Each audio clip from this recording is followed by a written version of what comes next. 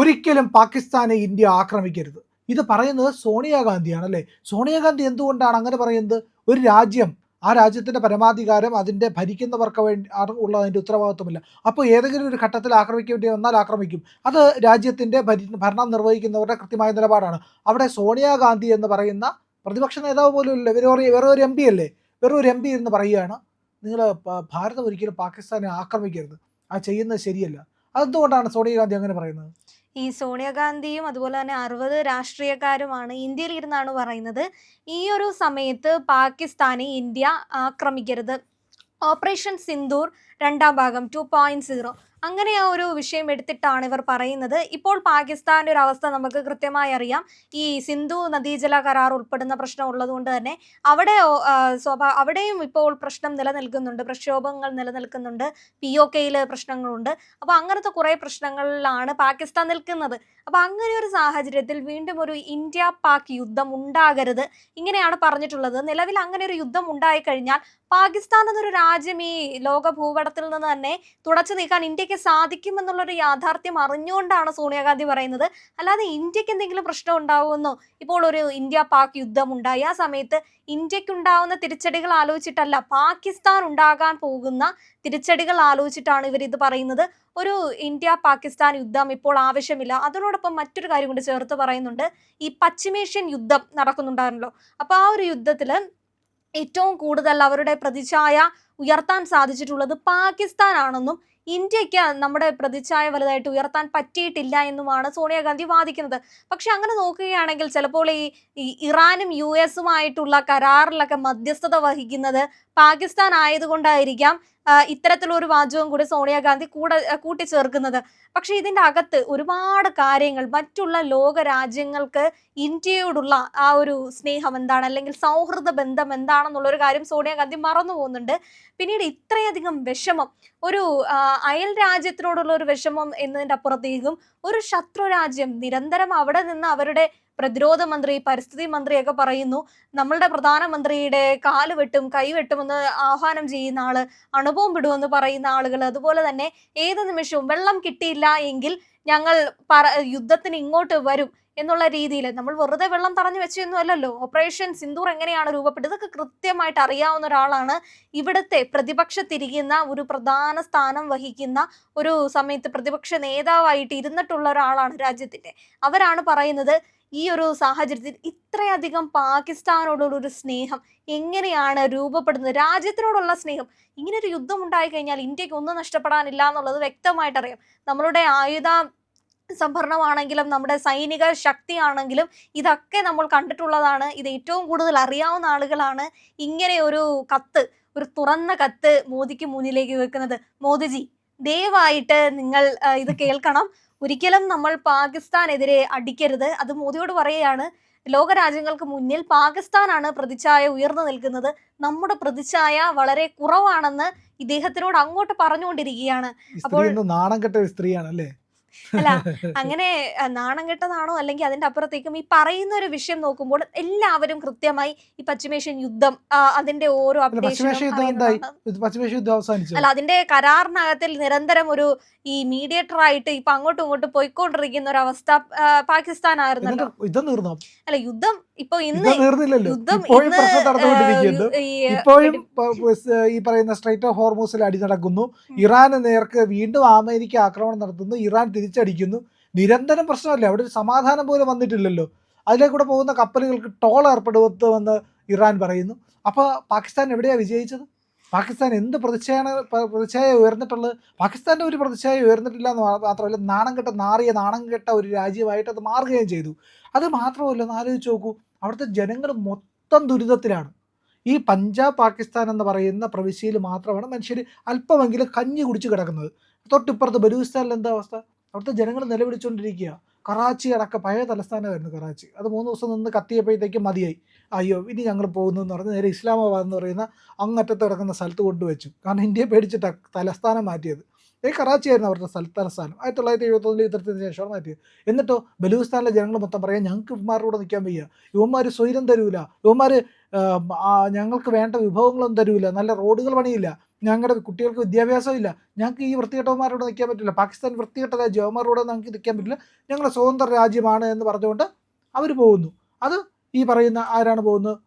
ബലൂചിസ്ഥാനുകൾ, തൊട്ടിപ്പുറത്ത് സിന്ധു ദേശം, നമ്മുടെ രാജസ്ഥാനുമായിട്ട് ചേർന്ന് കിടക്കുന്ന ഈ പറയുന്ന ഗുജറാത്തിൻ്റെ അറ്റത്ത് അത് നിന്നാൽ കാണാൻ കഴിയുന്ന സിന്ധു ദേശം എന്ന് പറയുന്ന പ്രദേശം. അവർ നമ്മൾ പഞ്ചാബ്, സിന്ധ്, ഗുജറാത്ത്, മറാഠ എന്ന് പറയുന്നുണ്ടല്ലോ, ആ സിന്ധു എന്ന് പറയുന്നത് നമ്മുടെ ഭാഗത്ത് ചേർന്നതാണ്. അത് ഭാരതത്തിൻ്റെ അവിഭാജ്യ ഘടകമായിട്ടുള്ള പ്രദേശം. അവരും ഇപ്പോൾ സ്വാതന്ത്ര്യം വേണം, ഞങ്ങളുടെ സിന്ധു ദേശം എന്ന് പറഞ്ഞ് സെപ്പറേറ്റ് പോകുമ്പോഴാണെന്ന് അവർ പറയുന്നു.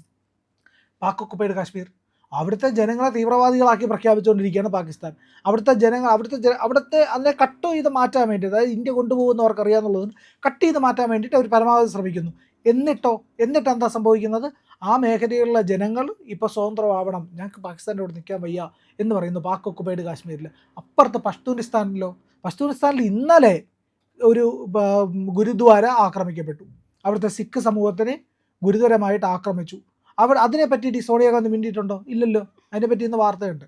ആ വാർത്തയിൽ കൃത്യമായിട്ട് BJP നേതാക്കൾ ചോദിക്കുന്നുണ്ട്, എന്തുകൊണ്ട് സോണിയാഗാന്ധി ഒരു അക്ഷരം മിണ്ടുന്നില്ല? അവിടുത്തെ മൈനോറിറ്റീസിനെ ഇത്രയ്ക്ക് നശിച്ച ഒരു രാജ്യം ലോകത്തില്ല. അവിടുത്തെ ജനങ്ങൾ, പാകിസ്ഥാനിലെ ജനങ്ങൾ പട്ടിണിയില്ല. ഒരു പാക്കറ്റ് ബ്രെഡിന് വേണ്ടിയിട്ട് 3 പേരെ കൊന്ന സംഭവം ഉണ്ടായത് പാകിസ്ഥാനിലാണ്. ഒരു പാക്കറ്റ് ബ്രെഡിനില്ല അവിടെ, ആഹാരമില്ല, ആഹാരത്തിന് വേണ്ടി അടി. അതായത് റേഷൻ കടയിലേക്ക് ധാന്യം നിറച്ച വണ്ടി വന്ന് നിൽക്കുമ്പോൾ അതിൻ്റെ മുന്നിൽ അടിയും വെട്ടും കുത്തും വെടിവയ്പ്പുമാണ്. അങ്ങനെ ആൾക്കാർ മരിച്ചുകൊണ്ടിരിക്കുക. അവിടെ വിദ്യാഭ്യാസമില്ല, ക്രൂര പീഡനങ്ങളും ബലാത്സംഗവും നിരന്തരം നടന്നുകൊണ്ടിരിക്കുന്ന രാജ്യം. അത് മൈനോറിറ്റികൾക്കെതിരായാലും ശരി, അവിടുത്തെ ഭൂരിപക്ഷത്തിലുള്ള ചിലപ്പോൾ ഈ ഒരു സാഹചര്യം മുന്നിൽ കണ്ടുകൊണ്ടായിരിക്കും ഈ സോണിയാഗാന്ധിക്ക് ഇത്രയധികം വിഷമവും ഇഷ്ടവും അയൽ രാജ്യത്തിനോട് തോന്നിയിട്ടുണ്ടായിരുന്നു. പക്ഷേ ഈ ഓപ്പറേഷൻ സിന്ദൂർ 2ാം ഭാഗം വരികയാണ്, അല്ലെങ്കിൽ 2.0 വരികയാണെങ്കിൽ എന്തായിരുന്നു ഈ ഓപ്പറേഷൻ സിന്ദൂർ? നമുക്ക് തോന്നുന്ന സമയത്ത് നമ്മൾ അയൽ രാജ്യമായിട്ടുള്ള പാകിസ്ഥാനെ പോയി അടിച്ചതല്ല, ഇങ്ങോട്ട് കടന്നു വന്ന് അവരുടെ ഭീകരവാദികൾ കടന്നു വന്ന് നമ്മളുടെ ജനങ്ങളെ കൊന്ന സമയത്താണ് ഓപ്പറേഷൻ സിന്ദൂർ രൂപപ്പെടുന്നതും അങ്ങനെയാണ് നമ്മുടെ സൈനിക ശക്തി എന്താണെന്ന് അവർ അറിയുന്ന ഒരു സാഹചര്യം വന്നതും സിന്ധു നദീജല കരാർ നിർത്തുന്നതും ഒക്കെ. ഇനി വെള്ളം കൊടുക്കില്ല എന്ന് നമ്മുടെ രാജ്യം തീരുമാനിക്കുന്നത് അങ്ങനെയാണ്. അപ്പോൾ ആ ഒരു സമയത്ത് 2ാമതൊരു ഓപ്പറേഷൻ സിന്ദൂർ വരികയാണെങ്കിൽ പോലും ഇങ്ങോട്ട് പ്രകോപനമില്ലാതെ ഇന്ത്യ ഒരിക്കലും തിരിച്ചടിക്കില്ല. അപ്പോൾ അങ്ങനെ ഒരു സമയത്തും സോണിയാഗാന്ധി പറയുന്ന അനുസരിച്ചാണെങ്കിൽ ഇവിടെ വന്ന് നമ്മളുടെ ഭാരതീയരെ കൊന്നു കഴിഞ്ഞാലും നമ്മൾ ആ രാജ്യത്തിന്റെ അവസ്ഥ ആലോചിച്ചിട്ട് നമ്മൾ അടിക്കരുത്, നമ്മുടെ സൈനികർ മിണ്ടാതിരിക്കണം, സൈനികരുടെ ജീവൻ കൊടുത്താലും കുഴപ്പമില്ല, നമ്മൾ അവരെ തോക്കെടുത്ത് വെടിവെക്കരുതെന്നാണോ സോണിയാഗാന്ധി ആവശ്യപ്പെട്ടത്? അതവർ ചെയ്തിട്ടുണ്ടല്ലോ. സോണിയാഗാന്ധി ഒരു മൗനി ബാബയെ പിടിച്ച് പ്രധാനമന്ത്രിയാക്കി അങ്ങനെ ഭരിച്ചുകൊണ്ടിരുന്ന സമയത്ത് എന്താ ചെയ്തത്? മുംബൈ ആക്രമണം ഉണ്ടായപ്പോൾ ഇവരെന്ത് ചെയ്തു? ഇവരപ്പോഴും മിണ്ടാതിരുന്നു, ഒരു വക മിണ്ടിയില്ല. അപ്പോൾ ഇന്ത്യ തിരിച്ചടിക്കാൻ വേണ്ടി പ്ലാൻ ചെയ്തു. പാകിസ്ഥാനിലേക്ക് ഇന്ത്യൻ സൈന്യം, സ്വാഭാവികമായിട്ട് സൈന്യത്തിൽ ഇതുപോലെ കോൺഗ്രസ്സുകാരെ പോലെ നട്ടലില്ലായ്മയും ഈ പറയുന്ന മറ്റ് പല പാരമ്പര്യവും ഇല്ലാത്ത ആൾക്കാരല്ല, ഈ മെനി ഡാഡി സിൻഡ്രോം ഉള്ള ആൾക്കാരല്ല നമ്മുടെ സൈന്യത്തിന് കൃത്യമായിട്ട് പിതൃബോധമുണ്ട്, അവർക്ക് കൃത്യമായ പരമ്പരാബോധമുണ്ട്, അവർക്ക് നട്ടല്ലുണ്ട്, അവർക്ക് ആണത്തമുണ്ട്. അപ്പോൾ ഇതൊക്കെ ഉള്ളതുകൊണ്ട് അവരെന്ത് ചെയ്തു? അവർ തിരിച്ചടിക്കാൻ പ്ലാൻ ചെയ്തു ഇന്ത്യൻ ആർമി. അപ്പോൾ ഇതൊക്കെ ഉടനെ അന്ന് ചിദംബരമൊക്കെ ആയിരുന്നല്ലോ രാജ്യത്തിൻ്റെ പ്രധാനപ്പെട്ട കക്ഷികൾ. അമേരിക്കയിൽ നിന്ന് കോൾ വന്നു, ഒരു കാരണവശാലും പാകിസ്ഥാൻ ഒന്നും ചെയ്യരുത്. അപ്പോൾ യെസ് സാർ എന്ന് പറഞ്ഞുകൊണ്ട് അയച്ചെന്ന് സല്യൂട്ട് അടിച്ചു. എന്നിട്ട് പറഞ്ഞു, മൻമോഹൻ സിംഗ് ഒക്കെ പറഞ്ഞു, ഇല്ല ഞങ്ങൾ ആക്രമിക്കില്ല, ഞങ്ങൾ എന്ത് ചെയ്യില്ല, ഞങ്ങൾ പാകിസ്ഥാനെ ആക്രമിക്കില്ല. മുംബൈ അറ്റാക്ക് പോലെ ഇന്ത്യക്കകത്ത് ഒരു ഭീകരാക്രമണം നടത്തിയിട്ട് ഒന്നും ചെയ്യാതിരുന്നത് ഇന്ന് ഒന്ന് ആലോചിച്ച് നോക്കും. ഇപ്പോഴാണ് പാകിസ്ഥാൻ അങ്ങനെ ഒരു ആക്രമണം, ഇല്ലെങ്കിൽ പാകിസ്ഥാൻ്റെ പ്രോക്സികൾ ഇന്ത്യക്കകത്ത് അങ്ങനെ ഒരു ഭീകരാക്രമണം നടത്തുന്നതെങ്കിൽ ആലോചിച്ച് നോക്കൂ. പാകിസ്ഥാൻ ബാക്കി ഉണ്ടാവുമോ? നമ്മുടെ ഓരോ സൈനിക താവളങ്ങളെ ഓപ്പറേഷൻ സിന്ദൂറിൽ ആക്രമിച്ചുള്ളൂ. സിവിലിയൻ മേഖലയിൽ നമ്മൾ ആക്രമണം നടത്തിയില്ല. സൈനിക താവളങ്ങളും ഭീകര കേന്ദ്രങ്ങളും ഇതാണ് നമ്മൾ ആക്രമിച്ചത്. അപ്പോൾ അങ്ങനെയാണ് ആക്രമിച്ച് തകർത്തത്. ശരിക്കും നമ്മൾ അവരുടെ ഈ പറയുന്ന സിവിലിയൻ കേന്ദ്രങ്ങളിലൂടെ ആക്രമിച്ചാലും ആലോചിച്ച് നോക്കൂ. ഇന്ത്യ ഇങ്ങനെ അജിത് ദോവല ഇന്ത്യയുടെ കാര്യങ്ങളൊക്കെ തീരുമാനിക്കുന്ന പ്രധാനപ്പെട്ട ആളാണ്. അയാൾക്ക് പാകിസ്ഥാൻ്റെ മുക്കുമൂലയിൽ അയാളിങ്ങനെ ഒരു നോട്ട് ബുക്ക് എടുത്തിട്ട് ഇങ്ങനെ പോയിൻ്റ് ഒരു ബുക്കിൽ ഇങ്ങനെ പേന കൊണ്ട് കുത്തും, എവിടെയൊക്കെ പോലീസ് സ്റ്റേഷൻ, എവിടെയൊക്കെ പട്ടാള ക്യാമ്പുകൾ, എന്തെല്ലാം. ഒരു സെക്കൻഡ് കൊണ്ട് അവിടേക്ക് മിസൈലുകൾ പറന്നെത്തി തകർത്ത് തരിപ്പണമാക്കും. പോലീസ് സ്റ്റേഷനും പട്ടാളക്കാരും തീർന്നാൽ എന്ത് ചെയ്യും? ആ രാജ്യം പല തുണ്ടായിട്ട് വിഭജിക്കപ്പെടും. പിന്നെ ബാക്കി ഉണ്ടാവാത്ത രീതിയിൽ ഭസ്മീകരിക്കാൻ ഇന്ത്യക്ക് അറിയാം. ഇന്ത്യ അത് ചെയ്യാത്തതെന്ന് പറഞ്ഞു കഴിഞ്ഞാൽ നമുക്കിപ്പോൾ അങ്ങനെ ഒരു പ്രശ്നത്തിലേക്ക് പോകണ്ട, നമ്മൾ ഉപദ്രവിക്കാൻ പോകുന്നവരല്ല. ഇങ്ങോട്ട് വന്ന് ഇവിടെ കയറി അടിക്കാൻ നേരത്താണ് നമ്മൾ അങ്ങോട്ട് പോയി കൊടുക്കുന്നത് എന്നുള്ളതാണ്.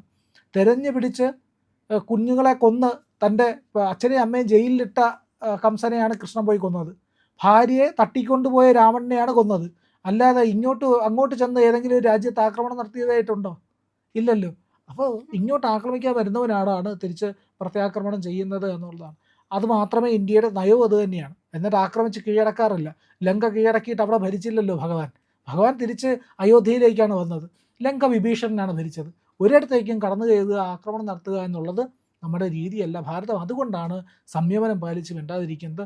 ഇന്ത്യ പറഞ്ഞ ഒരു കൃത്യമായിട്ടുള്ള ഒരു വാക്കുകളുണ്ട്, അതറിയാമല്ലോ, വെള്ളവും ചോരയും ഒരുമിച്ചൊഴുകില്ല.